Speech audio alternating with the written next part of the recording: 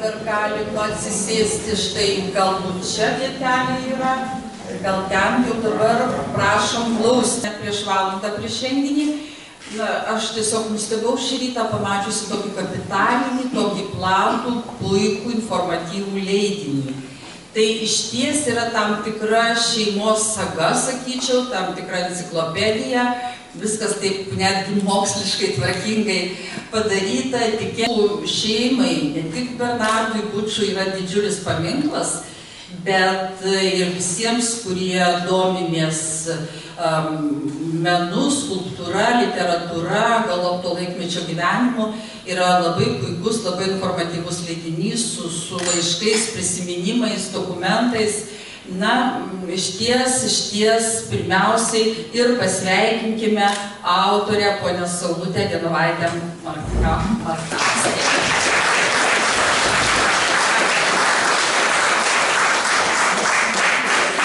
Gabrielės Petkevičaitės bitės, rašytas iš Panevėžio 1924 metais vasario 10 dieną, yra ypatingas. Kas išmoko laikyti širdį gryną ir skaisčias mintis, tam pasaulis nesiliaus būti poezijos stebuklu ir kilniausio įkvėpimo šaltiniu. Auklėk todėl ir stiprink valią, kad ištesėtumei ilgoje gyvenimo kelionėje tikrai karžygiškai išstovėti savo sielos brangenybių sargyboje. Įsivaizduojate, koks sakinys? Taigi jau ponę Saulutę Genovaitę Markauskaitę pasilabinome, o šalia sėdi griežtas šios knygos redaktorius, nuveikęs, sakė, kalnus nuvertęs, prieš tai kalbėjome, mūsų Robertas Keturakis. O dar šalia sėdi irgi vienas iš kaltininkų, kaltinamųjų, jeigu knyga kam nors nepatiks, tai yra Valdas Kubilius, pasaulio, aš sakysiu tik tai, Pasaulio lietuvių centrų leidyklos vadovas. Sveiki, Valdas. Dabar norim ir pakviesti mūsų garbųjį redaktorių Robertą Keturakį į tą tribūną. Kada aš gavau pirmuosius Saulutės rankraščius, tai buvo tik tai dalis užsibrėžto darbo ir tarytum tai buvo tik tai bandymas aprėpti visą tai, kas galimas dalykas yra neaprėpiama net keliatomės monografijos. Aš neįsigandau, nes prieš tai jinai paruošė nepaprastai turiningą, pralenkiančią daugelį panašių monografijų, kalbant apie Lietuvos įvairias vietovės, monografiją skirtą jos gimtajai Krekenavai. Ir aš supratau, kad jinai vis dėlto išlaikė jau akademinį egzaminą ir gali imtis ir šitos temos, kuri yra nepaprastai įdomi,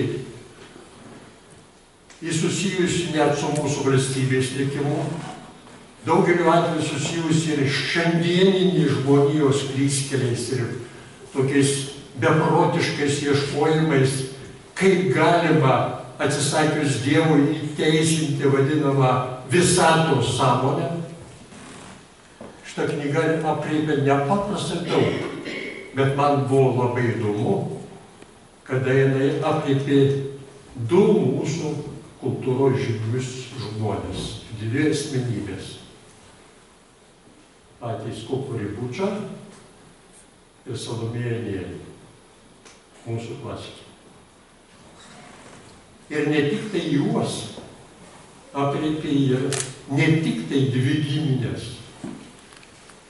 aprėpė nepaprastai daug. Kelias kartas žmonių, kurie savo likimais yra susiję su šiom dviem mano paminėtom asmenybėm. Jeigu aš būčiau Lietuvos mokslo akademijos prezidentas, tai aš be jokio vargo Savutei iš karto suteikčiau profesoriaus laipsnį humanitarinių mokslų. Tikiuosi ateityje savo triūsų į to nusipelnys. Žvelgiant, aš nekalbėsiu apie šios knygos chrestomatinį turinį, kas yra be galo svarbu, ir turinį, kurį papildo nepaprastai daug retų, unikalių, daugeliu nežinomų arba apskritai nežinomų išskyrus giminaičius tų dviejų žymių asmenybių nuotraukomis, dokumentais, ką jau minėjau šį vakarą, pradėjusi gerbiama Aldona. Aš tik kalbėsiu apie platesnę reikšmę štai šito veikalo. Stengsiuosi kalbėti trumpai, kad jūs pajustumėte, kas vis dėlto šitam veikale dar tilpo be dviejų žymių mūsų kultūros asmenybių, be Lietuvos likimo, be žmonijos blaškymosi ieškant savęs,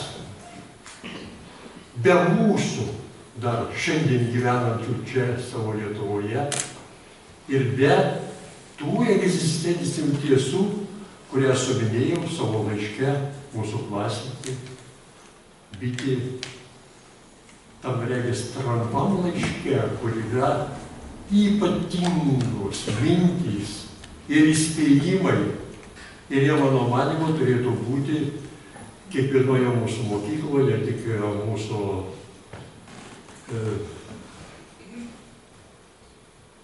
visuotinėse mokyklose, pavadinimo aš tiek neįsiminiau, man įdomiausiai kaip progimnazija ir gimnazija, bet ir mūsų aukštosiose mokyklose. Aš noriu kalbėti apie tai, kas šitoj knygos spinduliuoja, kada ją įsigilini, kas mes esame pasaulyje. Ir kas pradėjo šitą pasaulį. Tikintieji žino, Dievas sukūrė šitą pasaulį ir žmogų. Kaip įdomiai ir netikėtai, kas domėsi šiandieninę katalikų bažnyčią Europoje, visame pasaulyje, ir kodėl kartais popiežius, lankydamas kraštus, jau nebučiuoja žemės kaip Paulius, Jonas Paulius II pabučiavo Lietuvos žemę, bet iš karto įspėja, ant kokios pražūties ribos atsidūrėme mes, galvodami, kad žmogus sukūrė viską. Daugiau niekas. Kada gilinėsi į skulptoriaus ir poetės kūrybą ir jų gyvenimą, jų tikslus, aš visai toli jų kartos, nedaug kas skiria, bet mus vienyje pats svarbiausias dalykas – bolševikinė santvarka, dar bandžius įrodyti, kad tik tai medžiaga yra pati svarbiausia šiame pasaulyje. Materialumas. Ir du dailininkai, kaip ir tūkstančiai kitų, pakliuvo į tą jau bolševizmo kūrimą pasaulį, kuris ypatingai prieštarauja jų įsitikinimams, tikėjimui, viltims, siekiams. Privalu juos pripažinti, jeigu suabejosi, juo labiau garsiai, tu būsi sunaikintas. Ir štai šita drama Saulutės monografijoje nepaprastai rūpestingai peržvelgta. Nes aš galvoju, pasakykit keturkės pranašas arba kažkurių būsimų įvykių liudininkas, būsimasis, galvoju, kad mes dar turėsime praeiti tą pamoką, skaudžią, pragarišką pamoką, ką turime pasirinkti, kad išliktume savimi ir kad mūsų tikslai, svajonės būtų be galo šviesios ir ne tik mums priklausančios, bet ir dovanojamos tiems, kurie mumis pasitikė. nepaprastai šiurpus turinys šitos monografijos ten, kur jauti, kaip, kokiuose kančiuose, kokiuose abejonėse, kokiuose gyvenimo tikslų ir prasmių peržvalgose šios dvi asmenybės išgyveno. Saulutė labai drąsiai tai palietė, supratusi, kad turėsime neužilgo panašiai išgyventi labai ir mes, dar kartą rinkdamiesi, kaip ir dabar renkamės. Kas vis dėlto yra dieviškumas mumyse, kas vis dėlto yra talentas mumyse, kas vis dėlto yra pašaukimas mumyse, kas vis dėlto yra tas mūsų susikaupimas ir mokėjimas pasiaukoti kitiems. Tai knygoje labai įdomu. Aš ir kitas. Kas tas kitas? Tas, kurį tu myli, tas, kurio tu neapkenti, tas, kurį tu vertini kaip tavo Dievo siųstą vadovą ir gelbėtoją, ar tas, kuris tave stumia į prapultį, neleidžia išskleisti mano kūrybinėm energijom, ar padeda vis dėlto atskleisti visą tai, kas yra didžio talento pašauktis. Man kaip daugeliu jūsų, arba visiems jums, kad skaitysite šitą knygą, jūs iškart pajusite nerimą savyje. Kaip jūs pasijautumėte tokiais atvejais, kada reikia likimiškai žūtbūtinai rinktis, kaip rinko 3 kartos spaudžiamos bolševikinės santvarkos. Aš įkaltinu tuos, kurie susitepė krauju, kurie pragariškai žudė tą, kuris buvo gražus, ne tuo grožiu, kurį diktavo sovietiniai estetai, kuris buvo išmintingas ir ne ta išmintimi, kuri buvo grindžiama Lenino, Stalino ir Berija, kurie buvo nuostabūs savo kilniais tikslais, pirmiausia, tėvynei ir jo žmonėms, kad jie taip pat išaugtų kilnūs, gražūs.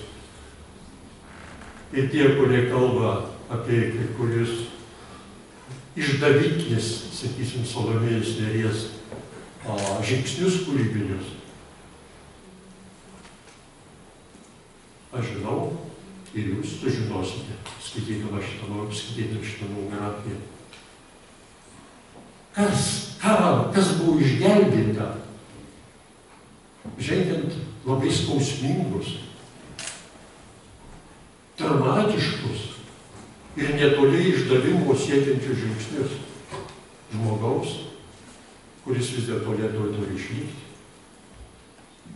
Ir kaip mes dažnai apleidžiame juos, išskyrus artimuosius, kada skaitysite laiškus ar dokumentus, kaip man buvo gera matyti, kaip susiglaudžia artimieji, stengdamieji saugoti šitų dviejų mūsų kultūros šviesulių vietą mūsų kultūroje, kaip jie gina juos.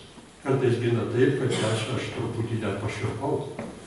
Nenorėjau, kad jie būtų, kaip aš sakau, ikonos, nenorėjau, kad jie būtų šventieji, aš norėjau, kad jie būtų tik tai tie, kurie mūsų kultūrai iškyla per ypatingą stalčią, skausmą, tokius pragariškus stumdymus į tokią pragarišką neapykantą jautę ir išlikę vis dėlto mūsų su mumis per amžių amžius.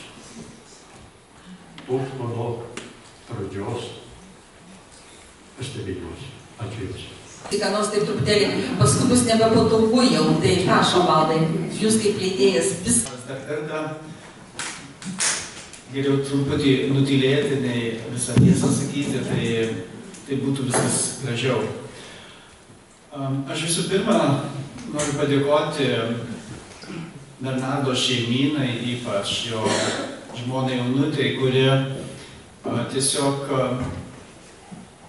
padarė šią iniciatyvą, kad tą žmogų primirštą visos Lietuvos visuomenės ištraukti į viešumą ir kad apie jį bent kiek prabilti.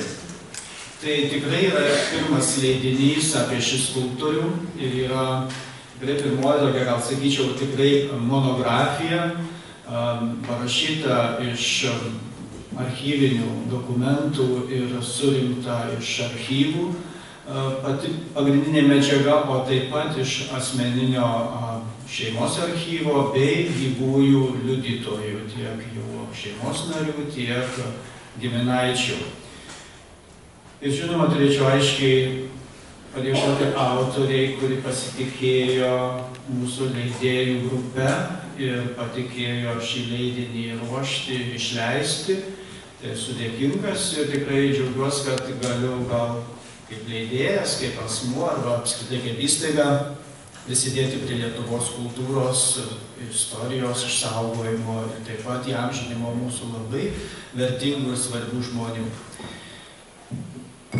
Jeigu kalbant apie pačią virtuvę, iš tikrųjų buvo labai įdomių dalykų, kuriuos renkant faktus, juos tikrinant, reikėjo nemažą ieškotis dokumentų, įvairių archyvinių dalykų, patikrinti, kad tai nepadaryti kokios nors klaidos. Ir vis tik tai liko viena paslaptis, kurios mes nebeįstengėm atskleisti, galbūt paliksime po mūsų renginių, galbūt kažkas visai netikėtai tą padarys. Kadangi giminė kalba apie prieškarį, apie tą laikotarpį, kai Bernardas mokėsi Romoje, jis sudalyvavo pakviestus popiežiaus kanceliarijai, popiežiui Pijui X sukurti atminimo biustą. Ir jis tą konkursą laimėjo, jį sukūrė, gavo didžiulę premiją ir, reiškia, tos premijos, sakykime, dalimi pasidalijo su savo sese.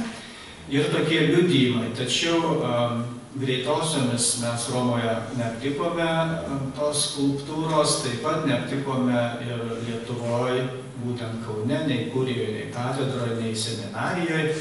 Tai tiesiog tokie štai dalykai, kurių reikia tiesiog detektyviškai atsekti ir tam pasitelkėme įvairias priemonės ir įvairius kontaktus. Tai tik noriu pasakyti, kad šios monografijos gimimas iš tikrųjų taip pat buvo tiesiog nelengvas. Ir tikrai reikėjo daug įdėti pastangų, kad mes tiesiog tos faktus patikrintume, kuriuos įdedame į šią knygą. Nes tikrai būtų apmaudu, nors ir pasitaiko, dažnai įsivelia kokia nors klaida ir po to, sakykime, netikslumas ir naudojamas daugeliu kitų autorių arba cituojama kituose šaltiniuose, tai būtų tikrai nesmagu. Kadangi autoriai greičiausiai kalbės daugiau apie kitus asmeninius pačios patyrimus kaip autorės, greičiausiai apie pačios medžiagos atradimą, toliau galite stebėti taip pat skaidrėse, kad tai yra daug fotografijų, kurios yra neskelbtos, nėra muziejuose, tai yra iš asmeninių archyvų, yra iš asmeninių savo, sakykime, išsaugotų namuose daugelio dokumentų ir šiandien toje knygoje yra sudėti tikrai unikalūs dalykai. Ir dar ir toks dalykas, kad turbūt šioje knygoje daug kas atrasime labai subtilų priėjimą prie pirmosios žmonos Salomėjos Nėries ir taip pat tą tikrąją tiesą, kaip ji čia buvo įviliota į tuometinės sovietinės valdžios žabangus ir kaip ji iš jų bandė ištrūkti ir dėja ištrūko tik mirtimi. Ir ji taip pat pasirūpino, kad ta mirtis taip pat ateitų jai ne jos valia. Ir tie faktai pilnai liudija, kad, tarkim, ji tikrai buvo apgauta ir tas faktas yra čia, netgi šioje monografijoje, yra kaip ir įrodomas ir pagrindžiamas liudijimais ir dokumentais. Tas, kas galvojo, kaip anksčiau buvo kalbama, kad vis tik tai parvežė tą Stalino saulę Salomėja Nėris, tai tai žinote, ji tikrai nudegė nuo tos saulės labai greitai ir tikrai apsižiūrėjo, kad jie naudojamasi ir kad tai būtent tik politiniais sumetimais. Žinoma, labai gaila, kad tokia talentinga mūsų klasikė dėja buvo taip tiesiog niekšingai jos vardu pasinaudota. Visiškai nepaslaptis, kad sovietmečiu Bernardas Bučas slėpė savo kūrybinę praeitį, kad jis tiesiog negalėjo skelbti savo sukurtų darbų, todėl kad jo pirmieji darbai buvo ir karaliai, ir kunigaikščiai, ir dvasiškiai, ir iškilus kultūros veikėjai, jų įamžinimas, jų biustai, jų bareljefai. Tai tą jis turėjo nutylėti, tačiau buvo vienintelis Lietuvoje tuo metu sovietų laikais atrinktas kurti Lenino biustus.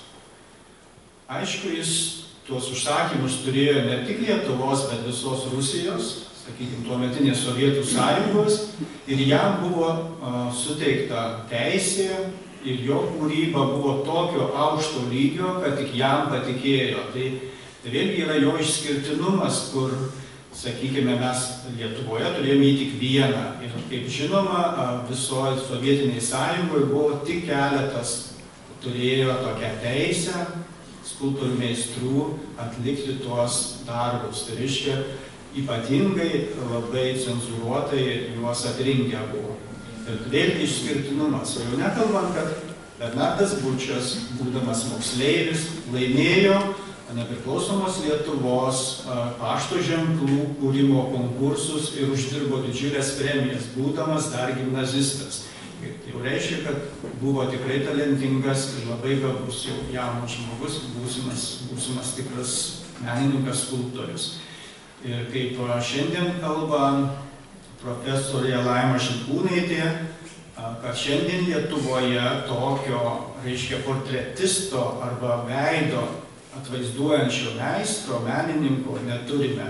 Jis vienintelis toks kol kas Lietuvoje, ir kuris tikrai galėjo tiesiog tobulai atspindėti charakterį, veido bruožus.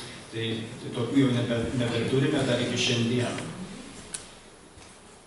Nenorėdamas atimti daug jums brangaus laiko, tiesiog norėčiau, kad jūs pasidžiaugtumėte šią popietę ir bus galimybė tiesiog pakalbinti tą autorę ir redaktorių. O vėliau tikrai linkiu įsigyti šią knygą, nes toje knygoje tikrai rasite labai įdomių, gražių dalykų, kurių niekur dar nėra skelbta.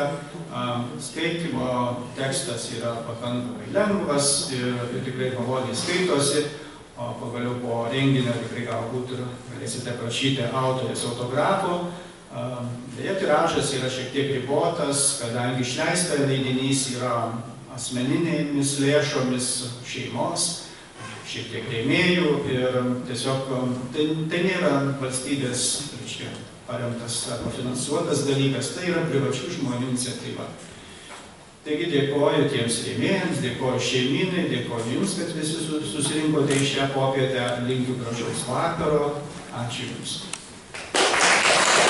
Dabar jau iš tikrųjų kviečiu autorę, Saulutę Genovaitę Markauskaitę, prašau. Visų pirma, noriu pasisveikinti ir padėkoti visiems, kurie padovanojo šitokią gražią pavasario dieną, popietę, būtent man ir mano kūrybai. Labai ačiū jums visiems.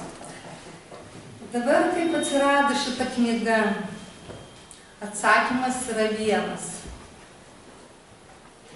Knygos norėjo dangus. To norėjo Bernardas ir Salomėja iš ten, iš aukštai. To norėjo artimieji. Pagrinde, kaip pasakius, tai Onutė Bučienė, Bernardo žmona, kuriai turime visi būti dėkingi, kadangi jinai saugojo tam tikrus rankraščius ir tam tikrų laikų, kuriuos negalėjo pateikti niekur, nes, kaip žinom, politinė padėtį kokia buvo, tiek Salomėja Nėris buvo pasmerkta, O jie vis vien, kaip sakant, įsilaikė ir apie asmenybę, tokį kaip Bernardą, tai mes galim apie kiekvieną žmogų visaip kalbėti. Tai jis geras, tai jis darbštus, tai jis doras, bet kada rodo tai laiškai, kada rodo tai pokalbiai, kada rodo su darbu susijusi dalykai, kada jis rašo ten ministrui kultūros ar kas kokį raštą, koks jis yra reiklus. Tai tiesiog mane, galima sakyti, sužavėjo asmenybė.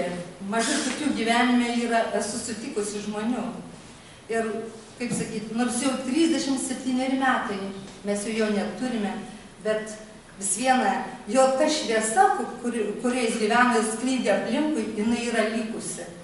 Ir kuomet, sakyčiau, kur man kiltų į galvą tokią knygą rašyti. Tai tikrai, vėlgi, sakyčiau, likimas ir Dievo dovana, dėl to, kad kuomet aš ruošiau knygą Kerkenavo laiko tėkmėje, mes susipažinome, klasės draugas Stasiukas pasakė, jos pusbrolis, sako, Gertimam kaime juk yra tokia Onutė Kondrataitė. Sako, jinai yra ištekėjus už skulptoriaus Bernardo Bučo. Tai va, taip ir mes susirišom ir tam tikras medžiagos jau truputį buvau pateikus anai knygai. Nu ir kuomet mes tą knygą baigėme, tuomet ir pradėjom susitarę, kad vis dėlto apie Bernardą Bučą ir pats Bučas rašo, tai tas prašo atsiminimus, tai tas prašo atsiminimus parašyti, bet niekas neturėjo laiko. Ir vat, galbūt mano toks likimas, kad aš galėjau prisiliesti prie to dalyko ir buvo labai įdomu. Aš nežinau, kaip pasakius, vis laiką pirmin dieną naktį nemiegot nesinori, padirbi, pamiegi 6 valandas ir vėl galvoji, kas čia toliau vedė jo likimas, jo gyvenimas visas. Tai iš tikrųjų labai brandi asmenybė. O tai, kad jo kūriniai, kad jis yra jau pamirštas, nežinomas ir pamiršti jo kūriniai, tai jeigu mes paklaustume bet kokio praeivio prie Didžiojo Vytauto karo muziejaus sodelio, kokia yra mūsų Bernardo Bučo kūriniai, tai aš manau, kad mažai kas atsakytų. Aišku, ir aš šito nežinojau. Ne viską žinojo truputį. Ir tas nežinojimas tai vedė į priekį. Nu, noris viską sužinoti. O paskui, kaip sakyti, kuo toliau, tuo giliau. Ir kada susipažįsti pirmiausia su jo vaikystė. Kokia jau buvo vaikystė. Jis liko našlaitis iš 6 vaikų. Jo mama gimdydama mirė. Prieš tai tėvo buvo kita santuoka, tai buvo irgi likus viena dukra Polonija ir 6 vaikai. Bernardas vyriausias, jam 13 metų. Vaikai pradeda sirgti, reikia maitinti ir giminė visą galvoja, ką dabar daryti. Tėvas klausia vaikų. Tai parvesti naują mamą, ar ne? Bernardas sukviečia vaikus į klėtį ir sako, vaikai pasitarkim, ką mes darysime.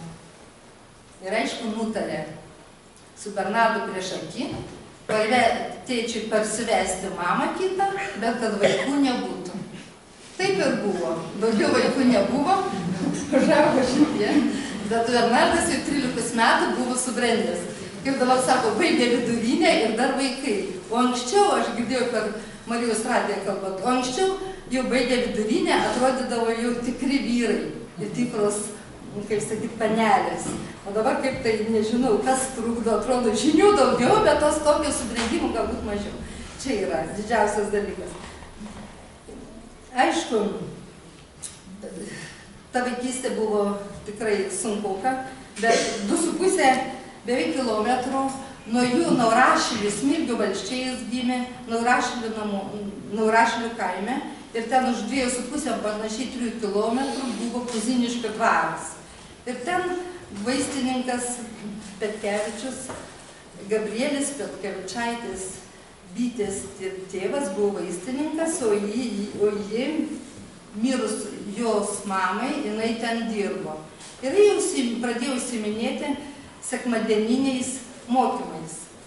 Tai aišku, labai gražiai knygoje rado medžiagą, kaip paprašyta, kaip jis, tėvas sakė, tu nieko nebūsi, tu tik būsi batsiuvys, jam buvo išpranašavę likimą ten.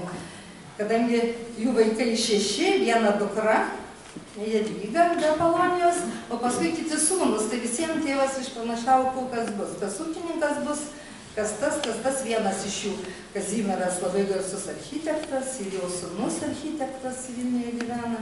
Nu, vienu žodžiu, Leonas padėjo prie kūrybos, prie skulptūrų. Visi turėjo savo talentus ir pamatysit, jau tikriausiai matėt nuotraukose, kokie fainis tie vyrukai. Visi ten, jie būtent padeda sodinti medžius. Šitos pas Jodinskaitė Elžbieta, nes jį buvo gavusi dvarelį pardavė, nusipirko namelį ir ten buvo įrengtos jo visos, kaip sakant, dirbtuvės, kuris galėjo dirbti. Bet ant kiek būti gabiam berniukui, kad jis jo gabumus aišku pastebėjo ir po to Gabrielė Petkevičaitė įsikėlė į Panevėžį ir, kaip jis sako, eina su juo per miestą, užeina pas turtingus, kurio gražus namai ponus ir vis rašo kažko, jinai rašo, o jisai ten stovi kažkur kamputyje, nieko nesako, sako, nieko nesuprantu. Ir kada jis tik tai jau užaugo, jisai suprato, kad tai rinko jam pinigėlius, kad jis galėtų studijuoti gimnazijoje. Ir jis baigė tą gimnaziją, jau baigdamas gimnaziją, laimėjo daug konkursų, ne tik pašto ženklų, bet ir ruošiamųjų kortų, ir lyto atvaizdų, ir jis susidirbo gana didelius pinigus. Visur laimėdavo pirmas vietas. Tai kiti, pavyzdžiui, dailininkai sakydavo, iš kur čia tas panevėžietis atsirado šitoks gabus, iš kur iš čia visą laiką, kad tas premijas laimė. Iš tikrųjų, nepaprastų gabumų buvo. Aišku, tai pastebėjo ne tik ir skulptorius Juozas Zikaras, jo didžiausias mokinys, bet jam jisai pranašavo tai tapytojo profesiją, bet jis ilgai dar svajojo, kuo būti ar tapytoju, ar skulptoriu, bet vis dėlto ant galo nugalėjo skulptūros dalykai. Ir aišku, jisai per savo šitą sugebėjimą, jis per visas tos konkursus, jisai laimėjo pinigus, gana didelius. Tai 13 000 litų. Kaip rašė pats autobiografijoje, anais laikais prieškariniais, 1000 litų, tai yra 500 kg maslo, sviesto. Tai vat kokia buvo vertė. Jis su tais pinigėlės baigęs vidurinę, išvažiavo į Romą, į dailės studijas, jis samdėsi jas, baigė ten, išmoko daug, labai dirbo ir privačiai, po to nuvyko į Briuselį, po to dar į Paryžių ir ten irgi laimėjo kai kuriuos dalykus, irgi knygoje smulkiausiai parašyta ir Jungtinėse Amerikos valstybėse, visur jis dar ten uždirbo pinigėlių, nu ir baigęs visas studijas, išmoko dirbti su viskuo, su metalu, su akmeniu, su geležimu, su gipsu, su viso medžiagom. Ir tada, sako, viskas, pinigėliai baigėsi, grįžo namo. Grįžo namo 1930 metais, 1930. Ir pradėjo kurti iš karto. Aišku, dar į kariuomenę buvo, bet kariuomenė jį globojo, jis kariuomenė sukūrė, kadangi Mindaugo pulku buvo ten, kuris tarnavo, tai jisai karalių Mindaugo padarė šitos skulptūras, po to Vytauto didžiojo, vėliau Smetonos ir visų didžiųjų žmonių. Kas svarbiausia, tai mane labai patraukė ir visa jo ta kūryba tai, kad jo kūriniai buvo tik iškilioms asmenybėms.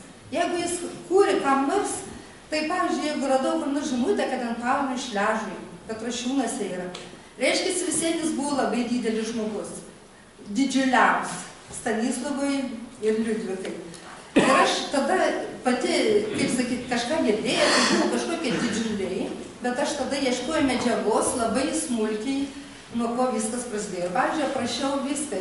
Didžiulių radau štai Šlapelio muziejuje, mūsų čia giminės dar buvę ir tų knygų atveždavo. Tai nuo pat pradžių, kai Dainta 1809 metais gimė ir tokiu atveju jie aprašo patys save didžiulėlį, kaip atvažiuodavo Antanas Baranauskas, kaip visus 3 vaikus jos pakrikštijo, kaip Vienožinskis važiuodavo, kaip jinai patiko kitas brolis Vienožinskis. Visi tie tokie, kaip pasakius, tokie visokie susitikimai labai įdomus. Tai, bet ne tik, kad pavyzdžiui, dabar šitie žmonės, bet ir tam tikri įvykiai. Pavyzdžiui, Panevėžyje buvo sušaudyti 4 žmonės, iš jų 3 gydytojai pirmojo, antrojo pasaulinio karo dieną. Aišku, rusų laikai skaitė, kad tai vokiečiai, bet tuo metu paskui, taip sakant, iš tikrųjų vokiečių dar nebuvo Panevėžyje, o tai jos nukankino, tai bolševikai. Jas žiauriai nukankino, aš suradau visas jų biografijas, iš kur jie kilę, ką darė, aišku, jie būtų buvę gyvi, labai daug ką būtų padarę. Bet pastatė jis paminklą, kurį truputį paskui dar ten slėpė prie Panevėžio centrinės ligoninės. Jonavoje priešais ligoninę irgi yra motinystė, tai irgi ten didžiausias yra paminklas, iškeltas kūdikis ir taip toliau. Gana daug, aš neįsivaizduoju ir tikrai žmogui neaprėpiama, kaip žmogus galėjo tiek darbo padaryti. Ir vat, anot Onutės, kaip jų pasakojo, sako, taigi, jis dar sako, aš miegu, jau šviesą pasižiūriu, dirbtuvėse dega, išeina petiliukais ir jau jisai dirba. Jau jis ten dirba, o kaip akmenys mylėjo, paglosto eidamas kiekvieną akmenėlį, pasižiūri kiekvieną jam taip padaryti žmogaus veidą iš akmens. Nu, jūs įsivaizduokit, taigi nuskils, pasidarys. Ir tiksliai tokį, koks yra. Tai čia yra toks menas, kad tikrai vertas didžiulės pagarbos. Ieškodavo pasakojimai parašyti, kaip pasakojo mergaitės ir kaip ieškodavo su šeima tų akmenų, prašydavo kolūkių pirmininkų, kad jų niekas nepaimtų, paskui jos pasižymėdavo, paskui susiskaldydavo, paskui vėl atsiveždavo. Vien žodžiu, dirbo. Tai nepaprastai dideli dalykai. Toliau. Aišku, tai vien darbai, bet ta jo asmenybė tai irgi nepaprastai patraukli. Aš dar kartą noriu pasakyti, tai ir gabumas, ir darbštumas, ir negalėjimas įgų viskam, atsidavęs menininkas pilna ta žodžių prasme. Tai teisingas, sumanus, orus, įžvalgus, nuoširdžiai padėdamas bet kokiu atveju kitiems, neturėdamas pavydo jausmo, patardamas, kaip reikia gyventi, susipyksta kokia šeima, ateina, jie nori susitaikyti, pabūk liudininku. Jis rašo raštą didžiausiai, yra knygų įdėta, kaip jūs turite būdų susitaikyti, ką turi daryti ir taip toliau. Aišku, savo brolių laiškas yra labai gražus, tai jis kaip vyriausias brolių mokė, kaip reikia gyventi, kad reikia būtinai mokytis, kad tavęs nepriims visuomenė, jeigu tu būsi nebaigęs, jeigu tik moki suskaičiuoti ten skaičius, tai čia jau menkas čia mokslas. Aišku, kad knyga šita pasirodytų, tai be abejo. Atsiprašau, išsijunkite telefoną, nesuvokėt kurio žmogaus.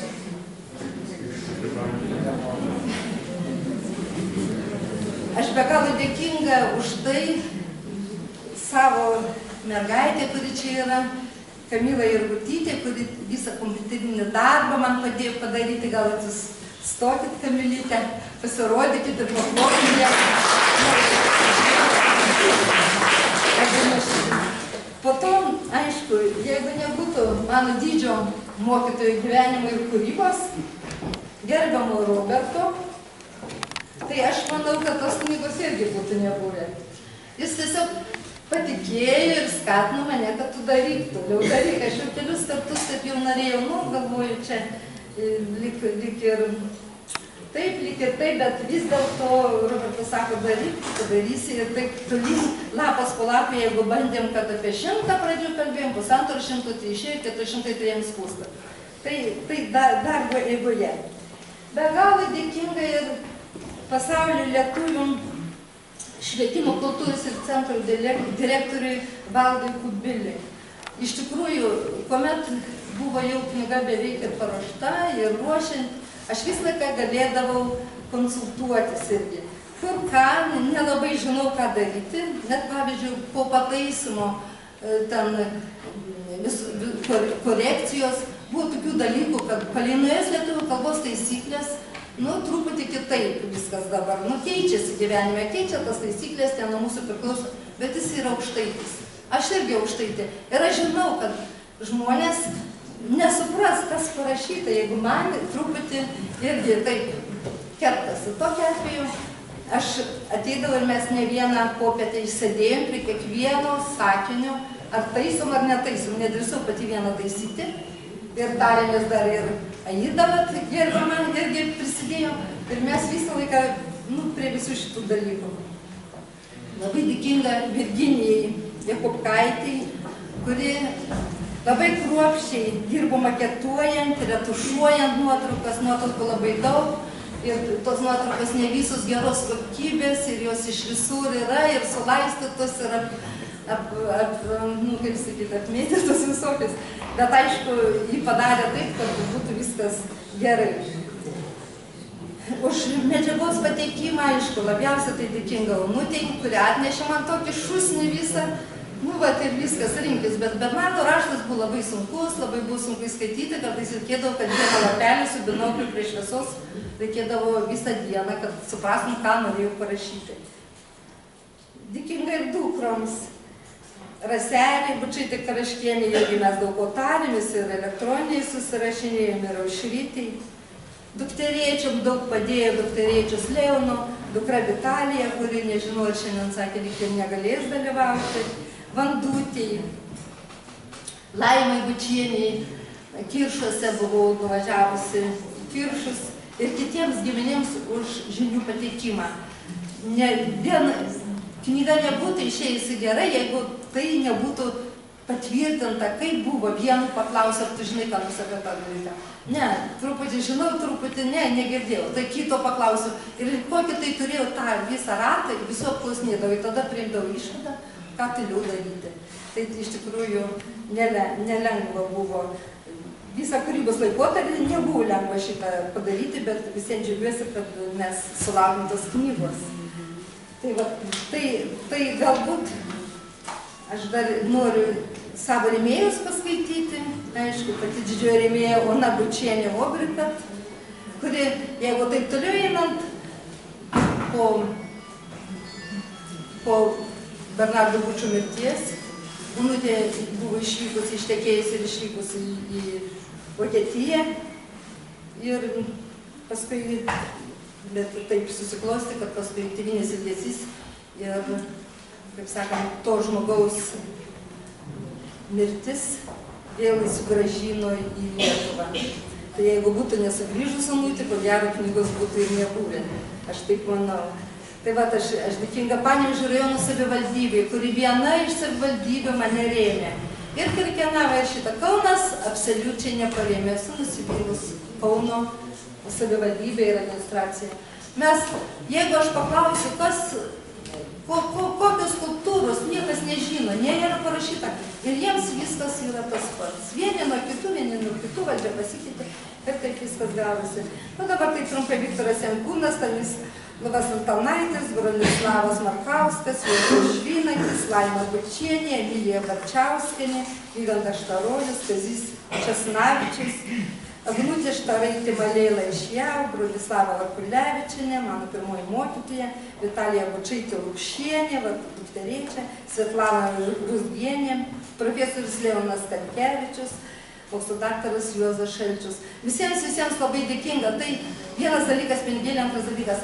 Tu matai, kad nori, kad tau padėti. Tai iš tikrųjų čia yra neįkainuojamas dalykas. Ir, kaip sakyti, visada rasi, kur išleisti pinigus, bet kas, kaip sakant, gali kiek paremti.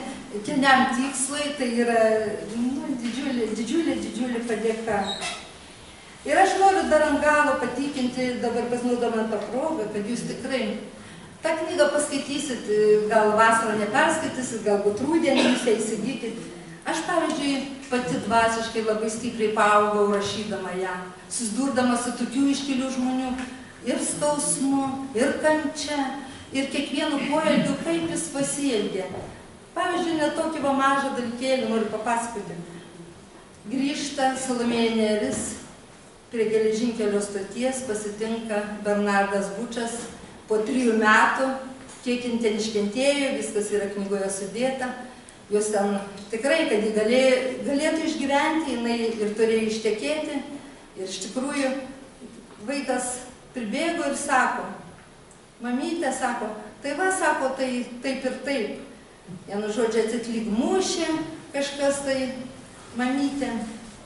Bernardas nieko netikėjo, nutylo ir niekada nepaklausė. O šiaip jis visą tą laiką, kada Salomėja buvo išvykusi į Beretę, įsisiuvo nuotraukėlę, būtent Salomėjos Nėries ir nuotraukėlę Sauliuko. Sauliukas mirė 2007 metais, Saulius jau palikė 6 vaikus, aprašyti yra tie dalykai.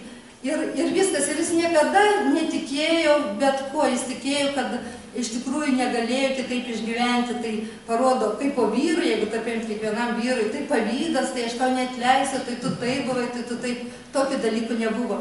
Antras dalykas, iš visos knygos mačiau, kad tai buvo toks taikus žmogus ir aišku rašo ir jo draugai, kuomet paskui po kiek laiko jisai Onutė ištekėjo už jo, aišku, Onutė jauna, graži, 32 metais, kaip sakant, jaunesnė, gal anų laikų galbūt buvo truputį ir ne taip pasitaikantis dažnai reiškinys, bet vis viena. Ir išgyveno 17 metų, nė vieno karto nėra susipykę. Tai kaip mes kiti gyvenam? Mes nemokam atleisti, mes nemokam suprasti, mes nemokam užjausti. Ir tada prasidaro, pagyvenau, charakteris nesutiko, skiriamės. Tai čia visas šitas dalykas yra tiek, kaip sakant, mokina ir mane iš tikrųjų, mane ta knyga mokino ir aš jums linkiu, įsigykite ją ir jūs bet kada paskaitė ir savo vaikam tam tikras detalės papasakojant, jūs iš tikrųjų paaugsit viduje. O mūsų ir tikslas yra gyvenime tobulėti. Juk niekas nėra brangesnis gyvenime už mūsų vidaus pasaulį. Ir jeigu mes esam ramus, jeigu mes esam atjaučiantis, suprantantis ir mus myli visi ir mes laimingi vaikštom žemė, nesvarbu likimas, kokį duoda rūsčius išbandymus.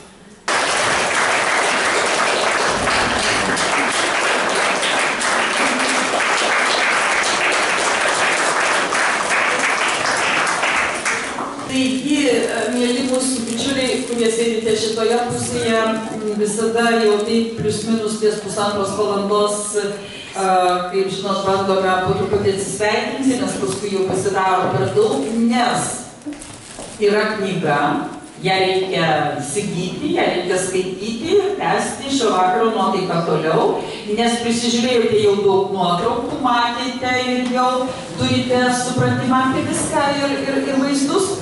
Žodžiu, taip šį vakarą jau ir baigsime. Aš jau tikrai nežinau keletą žodžių, bet manau, kad... Pasakykit, kaip archyvą išsaugojate, kiek jo daug buvo išlikę ir ar sunku buvo jį kažkaip... Sunku nebuvo, sunku.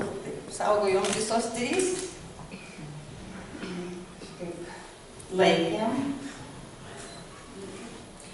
Bet ar iš tikrųjų per 17 metų nebuvo nė karto susipykę, tai neįdomu labai? Nebuvo. Nebuvau išbarta. Aha, jūs nebuvo, tai buvo tas atlaidus, jis buvo jau, šeimos galva buvo labai atlaidus, nes jūs jauna, tai kur ten jau tokia labai gera galėjote būti? Nežinau. Stengiamės namuose, kaip sakant, dirbom savo kiemę dirbtuvės. Tai stengiamės visada, kad būtų ta kūrybinė nuotaika, kad būtų gera. Nu, nežinau, kažkaip linksma šeima mes buvom. Tai va, kaip linksma? Kaip linksma keliavot, dainavot, vaidinot vakarais? Labai daug dirbo lietukas. Kad daugiausia taip normaliai bendravo. Labai mėgdavau su mergaitėm užsiimti. enciklopedijas tokias didžiulės prancūziškas turėjom. Tai ten lavino jas, tai tikrai jau buvo įžengiau pažengę už savo bendramečius klasėje. O jūs, mačiau, grojate akordeonu, jūs mokate groti, muzikuoti, grojate kažkur namuose, grodavote, turėjote akordeoną? Turiu ir pagroju dar. Akordeonu grojau, pianinu silpna, nes aš baigiu dirigavimą Vilniaus Tallat Kelpšos aukštesniojoje pedagoginėje muzikos mokykloje. Ir pianistė jau dukra tik. Tai čia talentai dukrų suprantu, kad Rasos iš jūsų, o Aušros iš tėvelio, taip? Nu, abi buvo ir muzikai gabios, abi. Ir dailė abi. Nu, Bernardas buvo gana muzikalus. Būdavo grojai, tik praleidai kokį ar tiesą ar ką, ei. Čia nušliaužiai. O man akukrai. Nu, akordeonu aš jau grojau, taip neblogai, nes 5 metus mokiausi. Akordeono klasė, o paskui buvo pagalbinis instrumentas dar. Ir iš viso aš dar turiu didžiulį akordeoną ir ant mažo nemoku ir groti. Dar pagroju. O, miela Onutė, jau dabar vis tiek viskas istorija, viskas susilygino. Ar kartais jūsų vyras kalbėdavo apie Salomėją Nėrį, ką nors pasakodavo, prisimindavo? Ar tai tarsi buvo tokia neliečiama tema? Nu, apie Salomėją pakalbėdavau. Nedaug, bet papasakodavau ir kažkaip ašaros neištryždavau.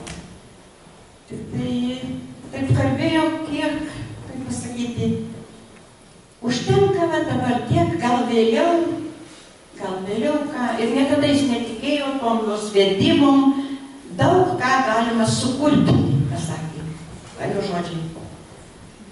Ir taip, O ten, sakykime, kaip dabar mes kartais girdim, kad tai buvo kažkoks sąsiuvinis kūrybos, kad nepriejo išpažinties, tokių subtilių dalykų nekalbėdavot? Aš nežinau.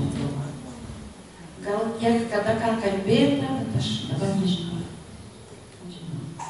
Šiaip jau labai. Ir aš gerbiau Salomėją visą tą. Gailėjau jos gerbiau. O su Sauliumi ir jo vaikais turbūt irgi bendravote? Taip. Jie man į Vokietiją net atsiuntė laišką, visi kiekvienas aprašė, kas darosi Lietuvoj, kaip gandras paskrido į kaimą, kaip jie ten ką veikia, ką daro, kaip saldainiai buvo skanūs, kartais siuntinukai įdėdavom. Bendraudavom taip. Tai kai šiandieną žiūrite jau iš atstumo, kaip jūs kokį pagrindinį savo vyro bruožą įvardintumėte, tokį teigiamą, gerą pagrindinį? Kad jis buvo žmogus turbūt vien teigiamas. Nei piktesnio balso nebuvo, nei ką apkalbėti. Nepaprastai geras žmogus buvo. Nepaprastai geras, nuoširdus, gražus. Buvo gera gyventi mūsų šeimoje. Mūsų šeima buvom labai laimingi. Kaip smagu tą girdėti, iš tikrųjų. Nuostabu. Ir tada jau tiek metų, 36 metai, kaip jau nėra. O atrodo toli tas gyvenimas per tie 36 metai, atrodo labai toli, ar neatrodo jie labai toli? Neatrodo toli. Čia buvo, ne taip toli. Tai kas norite paklausti, ko nors svarbaus?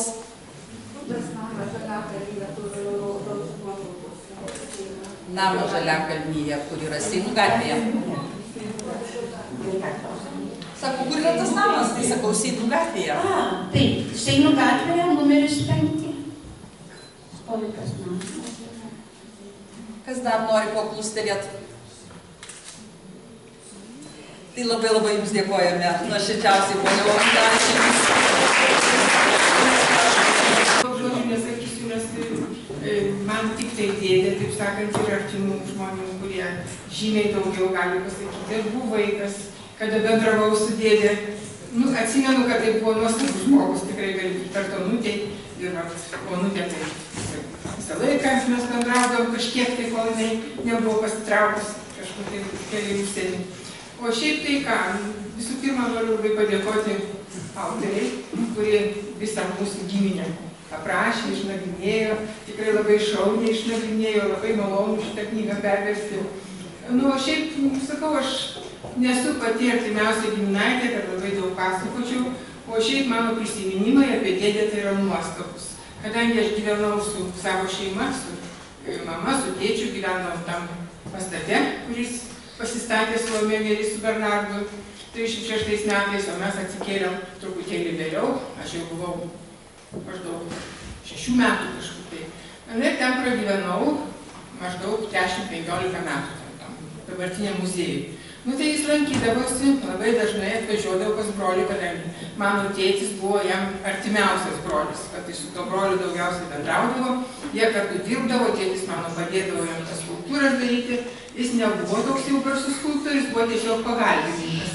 Na ir aš ten pasimaišydavau prie jų to darbo, labai gerai atsimenu, buvo didžiulės dirbtuvės, kur buvo tie visi biustai, skulptūros, o aš jas vaikas būdama po jas laipiodavau ir mane labai bardavo, kad aš neliščiau, nenumeščiau kažko tai nesuartyčiau. Tai va tokie trumpi prisiminimai apie malonų, gerą žmogų, tikrai labai mylimą dėdę, kai aš buvau vaikas, aš dėdę šitą labai mylėjau.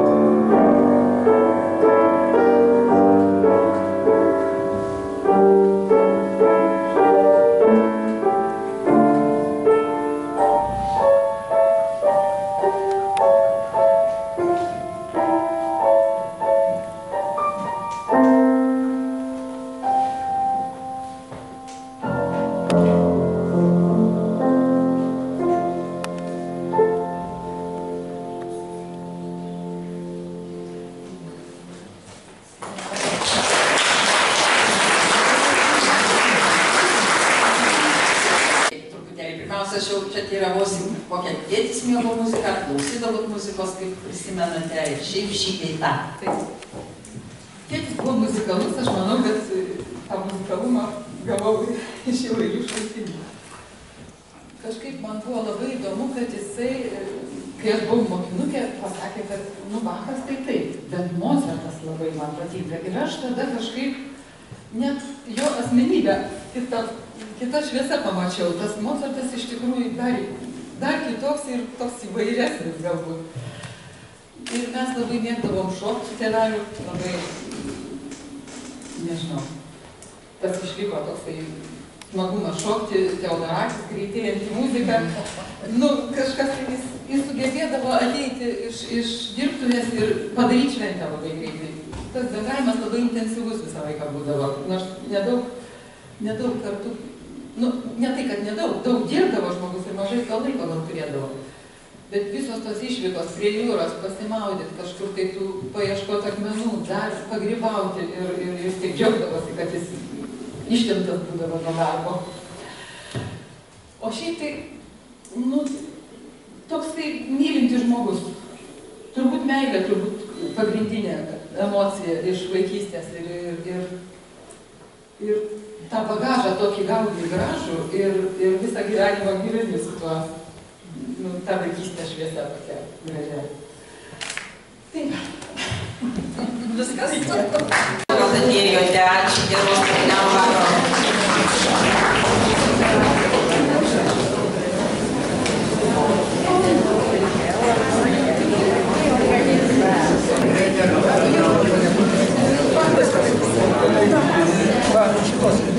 Ačiū, jūs tikrai nepabijokite, nes gausite.